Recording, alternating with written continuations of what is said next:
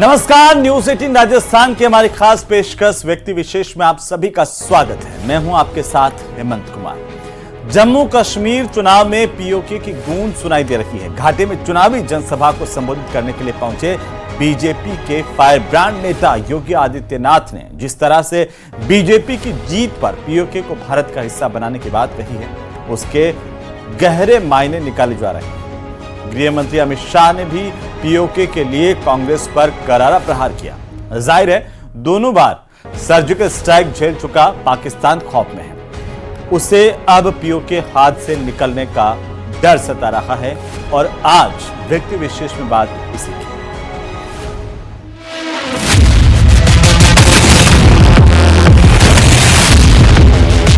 PoK पर हिंदुस्तान की हुंकार।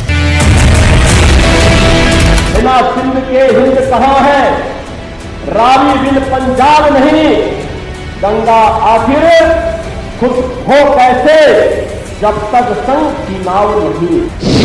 कंगाल पाकिस्तान में हाहाकार। Its leadership has often threatened to cross the line of control. अखंड भारत का सपना होगा साकार।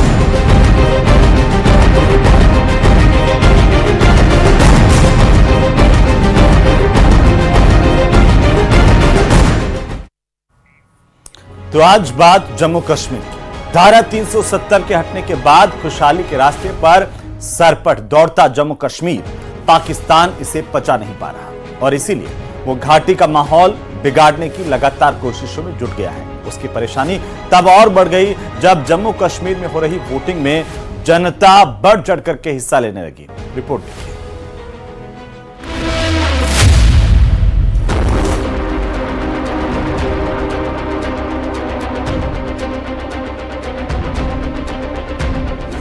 दिन दूर नहीं, खंडित भारत को पुनः अखंड बनाएंगे।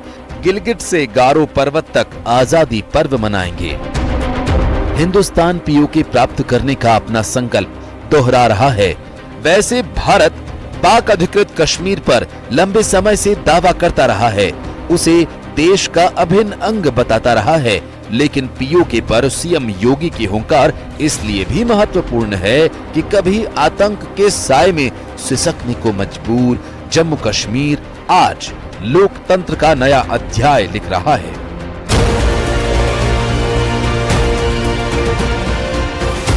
घाटी में विकास के लिए चुनाव हो रहा है, जिसमें वहां के बाशिंदों की सहभागिता देखते ही बन रही है। वजह ये कि जब सीएम योगी वहां प्रचार करने के लिए पहुंचे तो आतंकवाद और पाकिस्तान दोनों को सख्त संदेश देने के साथ ही घाटी की जनता को सुरक्षा और विकास का पुख्ता भरोसा दिया। ये पाकिस्तान परस्त आतंकी भी जानते हैं कि आतंकवाद की कीमत पाकिस्तान को किस रूप में चुकानी पड़ेगी। 3 भागों में बंट जाएगा। पाकिस्तान का अता पता नहीं लगेगा और इसीलिए आपसे कहने के लिए आए हैं, जम्मू कश्मीर में भाजपा की सरकार बनाइए। पाक अधिकृत कश्मीर तैयार बैठा है भारत में विलय होने के लिए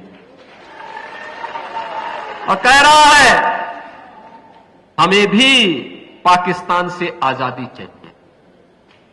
वह भी कह रहा है हमें भी विकास चाहिए, हमें भी राशन चाहिए, हमें भी आयुष्मान का कार्ड चाहिए और वह भारत के अंदर ही संभव हो सकता है।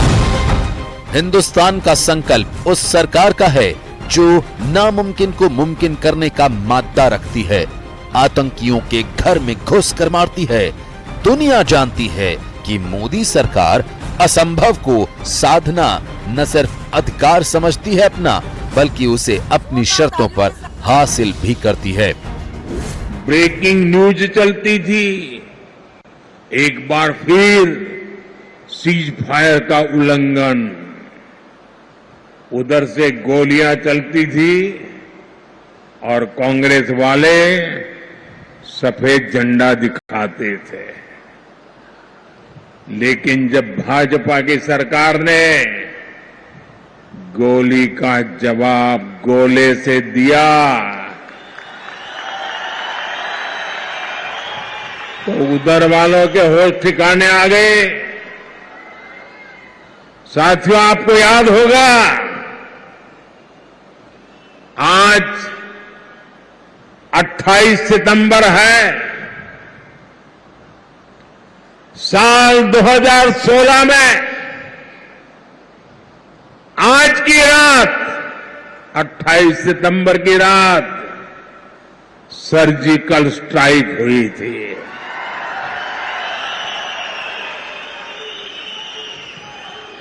भारत ने दुनिया को बता दिया था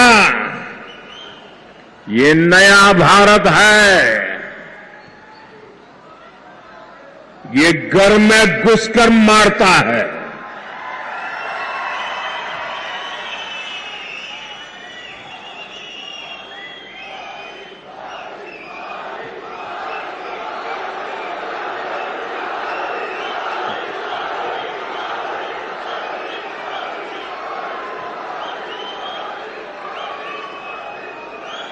एक वो दिन था और एक आज का दिन है। आतंक के आकाओं को पता है अगर कुछ भी हिमाकत की तो मोदी पाताल में भी उन्हें खोज निकालेगा।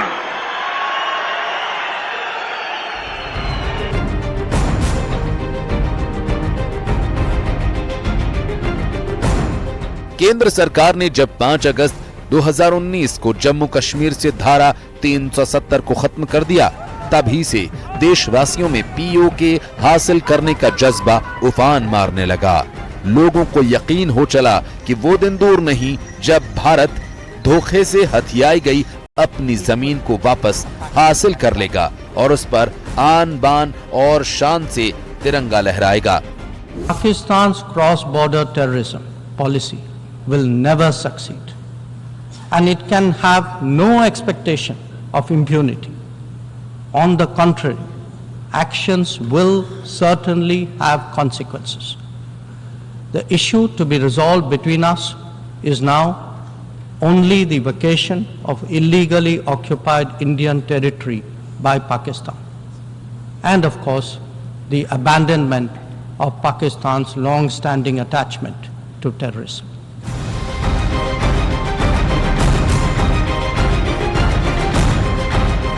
जानकार मानते हैं कि जम्मू कश्मीर को विशेष दर्जा देने वाले अनुच्छेद 370 को खत्म करना अखंड भारत के मकसद को हासिल करने का पहला कदम था।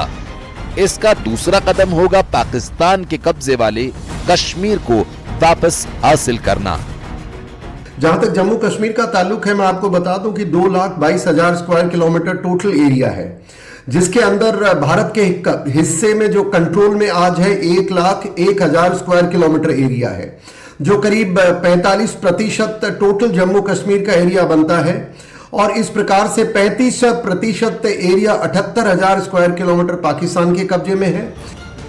बीजेपी नेता सुब्रमण्यम स्वामी सुझाव देते रहे हैं कि 1947 में पंडित जवाहरलाल नेहरू द्वारा यूएएन में दायर किया गया प्रस्ताव वापस लेकर पीओके को सेना हासिल कर सकती है। अब पीओके के यूएन में जाने का इतिहास भी जान लीजिए। 22 अक्टूबर 1947 को पाकिस्तान के फ्रंटियर प्रोविंस के करीब 5,000 कबायली ट्रक्स में भरकर कश्मीर आ गए। उन्होंने खुद को स्वतंत्रता सेनानी कहा। उन कबायलियों को पाकिस्तानी सेना के जवान लीड कर रहे थे। शुरुआती इलाकों पर कब्जे के बाद वो श्रीनगर की ओर बढ़ चले, जहां महाराजा हरि सिंह मौजूद थे।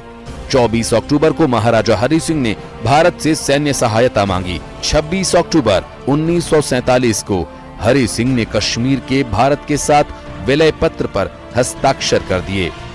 27 अक्टूबर 1947 की सुबह भारतीय फौज श्रीनगर की हवाई पट्टी पर उतरी। इसके बाद कबायलियों के खिलाफ भारतीय सेना ने मोर्चा संभाला और उन्हें पीछे धकेलने लगी। 1 जनवरी 1948 को भारत ने कश्मीर का मुद्दा संयुक्त राष्ट्र सुरक्षा परिषद में उठा दिया। 1 जनवरी 1949 को युद्ध विराम हो गया। भारतीय सेना खदेड़ने का काम करती है। उस समय अक्टूबर का महीना चल रहा था। आप सोच सकते हैं अक्टूबर से लेकर के 1 जनवरी 1948 तक आते आते जब भारत के प्रधानमंत्री उस समय के मनोनीत प्रधानमंत्री, क्योंकि चुनाव हुए नहीं थे, वो एक फैसला करते हैं यूनाइटेड नेशन में और वहां पर सीज फायर लाइन लड़ाई के जो सीज फायर की घोषणा की गई, जिसके उपरांत जहां पाकिस्तान की हमारे भारत की सेना जहां तक पहुंच सकी वहां रुकना पड़ा। और उस समय अगर ये भारत की जो हमारे पॉलिटी थी अगर थोड़ी बहुत अपना अकल से काम लेती तो भारत ये सेना को मात्र 5-10 दिन और मांग रही थी और हमारा पूरा पाकिस्तान के कबायलियों को हम खदेड़ सकते थे, पर दुर्भाग्यवश ऐसा नहीं हुआ। एक गलत फैसला हुआ, यूनाइटेड नेशन चले गए और जिसके कारण ये पीओके का पूरा कॉम्प्लेक्स इशू आज तक भारत भुगत रहा है। और मैं मानता हूं उसके कारण हमारे लाखों की संख्या में नागरिक और सेना के जवानों ने बलिदान दिया है। देश के अविभाज्य हिस्से पर पाकिस्तान का कब्जा हो गया, जिसकी टीस, जिसका दर्द पीएम मोदी को भी सताता रहा है, जो गाहे बगाहे उनकी जुबान पर आ ही जाता है। 7 दशक पुरानी कसक आज भी हर भारतीय के दिल में है। तभी 1994 में संसद ने सर्वसम्मति से प्रस्ताव पास कर पाक अधिकृत कश्मीर को वापस लेने का संकल्प लिया। प्रस्ताव में कहा गया था कि पाकिस्तान के कश्मीर में कब्जे किए गए हिस्से को मुक्त करवाना ही समस्या का वैधानिक और इकलौता हल है। जहां तक मेरा मानना है बिल्कुल समय आ चुका है। भारत की पार्लियामेंट ने 22 नवंबर 1994 के अंदर ये रिजोल्यूशन पास किया था, पाकिस्तान मस्ट वेकेट, और 5 अगस्त 2019 को भारत की पार्लियामेंट ने 370 हटाते हुए हाल ही के अंदर सुप्रीम कोर्ट ने इस पर मोहर लगाई है। तो मैं मानता हूं सिर्फ समय का हेरफेर है, भारत लेगा, जरूर लेगा। पीओके पर हिंदुस्तान का दावा पाकिस्तान को अंदर तक हिला जाता है, जिसे मिटाने के लिए पाकिस्तान की सरकार और वहां की जनता गीदड़ भपकियां देने से भी बाज नहीं आती। पीओके कूटनीतिक और सामरिक ही नहीं बल्कि सांस्कृतिक दृष्टिकोण से भी भारत का अविभाज्य अंग है। इसलिए संयुक्त राष्ट्र महासभा में भारत बार बार कहता रहा है कि केंद्र शासित प्रदेश जम्मू कश्मीर और लद्दाख उसके अभिन्न और अविभाज्य अंग हैं और पाकिस्तान ने इसके कुछ क्षेत्रों पर अवैध कब्जा किया हुआ है। हिंदुस्तान पाकिस्तान से उसके अवैध कब्जे वाले सभी क्षेत्रों को तुरंत खाली करने की मांग करता रहा है, जिसे पाकिस्तान सुनकर भी अनसुना करता है। इसलिए हिंदुस्तान का एक तबका ताकत से पीओके हासिल करने की हिमायत करता रहा है। Bureau report, news 18 Rajasthan.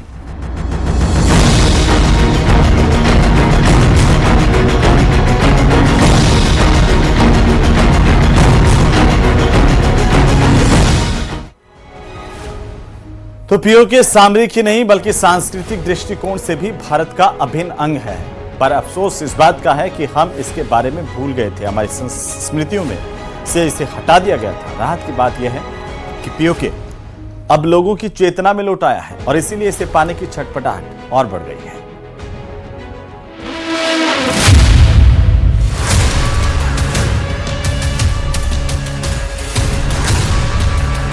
हम लोग बचपन में गाते रहे हैं, बिना सिंध के हिंद कहां है, रावी बिन पंजाब नहीं, गंगा आखिर खुश हो कैसे, जब तक संग चीनाव नहीं।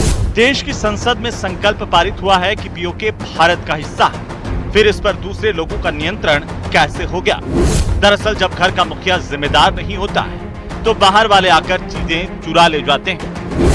राहुल बाबा, आपका दादी के पिताजी जवाहरलाल नेहरू जी ने कश्मीर का एक हिस्सा पाकिस्तान को दे दिया। पाक ऑक्यूपाई कश्मीर पाकिस्तान को देने का काम किया है।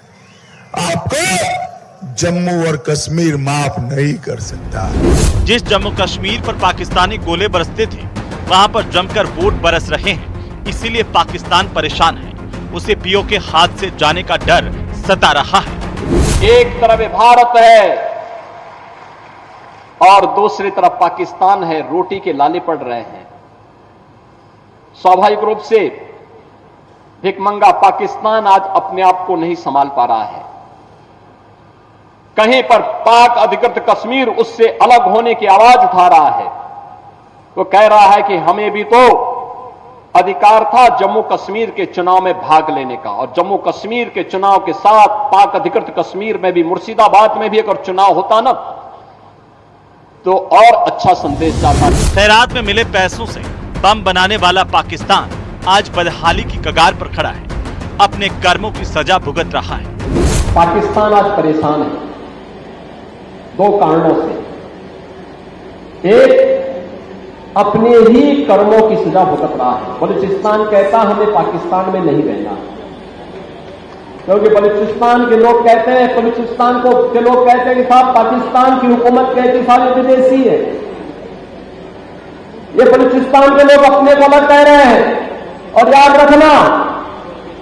रखना भारत सरकार ने भी घोषणा की है कि water and terrorism don't flow together, यानी भारत सरकार ने एक साथ घोषणा की है, पाकिस्तान को दो टुक कहा है कि आतंकवाद और सिंधु नदी का जल प्रवाह साथ साथ नहीं चल सकते। मजहबी जंजीरों में जकड़े पाकिस्तान के अलग अलग सूबों में बगावत की आग तेज होती जा रही है, लेकिन उसे अपनी बदहाली से नहीं बल्कि जम्मू कश्मीर की खुशहाली से दिक्कत है, इस हद तक कि चुनाव में खलल डालने से भी नहीं चूक रहा। तभी पाकिस्तानी प्रधानमंत्री ने संयुक्त राष्ट्र के मंच से कश्मीर पर जो रोना रोया, उसकी भारतीय प्रतिनिधि ने करारा जवाब दिया। Pakistan has long employed cross-border terrorism as a weapon against its neighbors. It has attacked our parliament, our financial capital Mumbai, marketplaces and pilgrimage routes. The list is long. The real truth is that Pakistan covets our territory and in fact has continuously used terrorism to disrupt elections in Jammu and Kashmir. We know that Pakistan will seek to counter the truth with more lies. Repetition will change nothing. Our stand is clear and needs no reiteration. अपने पड़ोसी हिंदुस्तान की खुशहाली में खलल डालने का कोई मौका नहीं चूकने वाला पाकिस्तान अब दोस्ती का ढोंग भी नहीं कर सकता। देश में पाकिस्तान की चुंगल से पीओके को छुड़ाने की मांग जोर शोर से उठ रही है। कई लोग जंग तक की वकालत करते देखे सुने जाते हैं, लेकिन सच यही है कि ये रास्ता इतना आसान भी नहीं है। मिलिट्री अकेली से कोई भी युद्ध नहीं जीता जाता है। आज का जमाना जहाँ युद्ध जीतने के लिए सैन्य शक्ति चाहिए, डिप्लोमेटिक पावर चाहिए, पॉलिटिकल पावर चाहिए, इकोनॉमिक माइट चाहिए, और कंट्री के अंदर हम सब लोग एक खड़े हो, ऐसा होना चाहिए। और पॉलिटिकल पावर के साथ साथ पॉलिटिकल यूनिटी चाहिए। जो देश के अंदर मैं देख रहा हूं कि बहुत सारे देश के अंदर जो देश विरोधी मानसिकता को समर्थन करते हैं, पाकिस्तान और चीन की आवाज का समर्थन करते हैं, ऐसे लोगों के लिए कड़ा कानून बनना चाहिए जिससे कि कभी वो इस तरह की आवाज नहीं उठा सके, हमारे सेना का मनोबल और देश के विपरीत कोई बात कह सके। ये मेरा मानना है। और मैं आपके इस मेरे इनविटेशन, मेरे को आपने बुलाया अपने चैनल पे, आपका बहुत बहुत आभारी हूं और उम्मीद करता हूं आपकी इस बात के माध्यम से आने वाले समय में भारत अपनी हर इंच को वापस लेगा। पीओके ही नहीं, कश्मीर से भी वापस लिया जाएगा। पाकिस्तान के प्रति अमेरिका का रवैया दोहरा रहा है। दूसरी बात, पीओके में चीन के भी हित है, इसीलिए माना जा रहा है कि पीओके हासिल करने के लिए भारत के छेड़े गए युद्ध के खिलाफ पाकिस्तान और चीन साथ आ सकते हैं। जाहिर है पाकिस्तान के खिलाफ जंग छेड़ने के अपने खतरे हैं, तभी कई जानकार सैन्य कार्रवाई के बदले कूटनीतिक उपायों को ज्यादा कारगर मानते हैं। जो मामला है इसमें मैं मानता हूं ये सेना का अकेले का रोल नहीं हो सकता। आपने देखा कि किस प्रकार से पाकिस्तान कमजोर पड़ रहा है और वहां के लोग जो हमारे भारतीय हैं, जो पीओके में अंदर है, वो खुद आवाज उठा रहे हैं कि हमें भारत में मिलना है। तो मैं मानता हूं ये क्रांति का आगाज हो चुका है। भारतीय सेना की इसमें जरूरत नहीं पड़ेगी। अगर जरूरत पड़ेगी तो अपने फॉरवर्ड फ्रंटियर्स को ऑक्युपाई करनी पड़ेगी। और जैसे भारतीय चीफ ऑफ आर्मी स्टाफ ने बताया कि हम सदैव सैनिक तैयार हैं, भारत सरकार को फैसला करना है। दुनिया जानती है कि अपने दावों के उलट पाकिस्तान पीओके के नागरिकों के साथ दोयम दर्जे का व्यवहार करता है। बात चाहे रोजगार की हो, विकास की हो, शिक्षा की हो या फिर स्वास्थ्य सेवाओं की, हर मोर्चे पर पाकिस्तान और वहां की स्थानीय सरकार बुरी तरह नाकाम रही है। पाकिस्तान के अवैध कब्जे वाला ये इलाका पिछले कई दशकों से तमाम तरह की दुश्वारियां झेल रहा है। जानकारों के मुताबिक जम्मू कश्मीर में किए जा रहे भारत के विकास कार्यों से प्रभावित होकर पाक ऑक्युपाइड कश्मीर के बाशिंदे खुद ही बैरियर्स तोड़कर जम्मू कश्मीर में मिल जाएंगे, ठीक वैसे ही जैसे जर्मनी के नागरिकों ने किया था। द्वितीय विश्व युद्ध के बाद जब जर्मनी का विभाजन हुआ तो सैकड़ों कारीगर और व्यवसायी रोजाना पूर्वी बर्लिन को छोड़कर पश्चिमी बर्लिन जाने लगे थे और इसकी वजह पश्चिमी बर्लिन की संपन्नता थी। वहां जिंदगी बसर करना आसान था। भारत जापान को पीछे छोड़कर एशिया पावर इंडेक्स में तीसरा सबसे शक्तिशाली देश बन गया है, जो पूरी दुनिया में भारत के बढ़ते प्रभाव का सबूत है। 2024 एशिया पावर इंडेक्स की खास बात यह है कि रीजनल पावर रैंकिंग में भारत का कद लगातार बढ़ता जा रहा है। इसके अलावा कई जानकार वैश्विक मंच पर भारत की दमदार स्थिति से आश्वस्त हैं। वे कह रहे हैं कि हर जगह भारत की धूती बोल रही है। पूरी दुनिया में पीएम मोदी का जलवा है। मोदी लीडर से ग्लोबल लीडर तक का सफर तय कर चुके हैं, तो भारत इस स्थिति को क्यों ना भुनाए।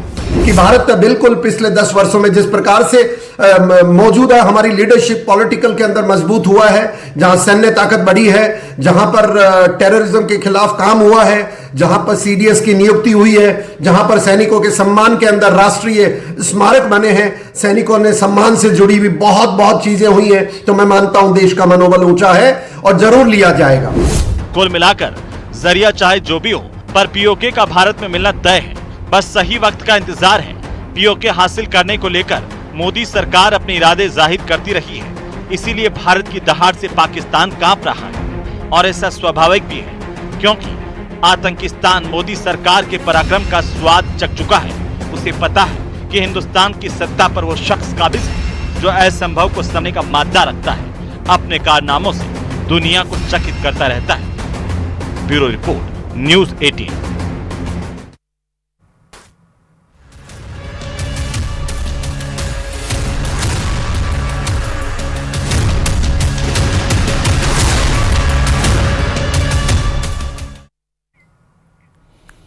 तो आखिरकार कश्मीर एक बार फिर से सुर्खियों में ही नहीं है, बल्कि कश्मीर की आवाम इस जागरूकता का परिचय भी दे रही है कि कैसे वे अपनी सरकार के चुनाव में भागीदारी निभा रहे हैं, कैसे विकास को लेकर के सोच रहे हैं। लेकिन इसका दर्द हो रहा है पड़ोसी पाकिस्तान को। वो पाकिस्तान जो लगातार अंतर्राष्ट्रीय स्तर पर भी अपनी गलत नीतियों की वजह से, दहशतगर्दी फैलाने की नीयत की वजह से लगातार शर्मसार होता रहा है। वो पाकिस्तान एक बार फिर से कश्मीर पर अपनी राय दे रहा है। आज के इस व्यक्ति विशेष में फिलहाल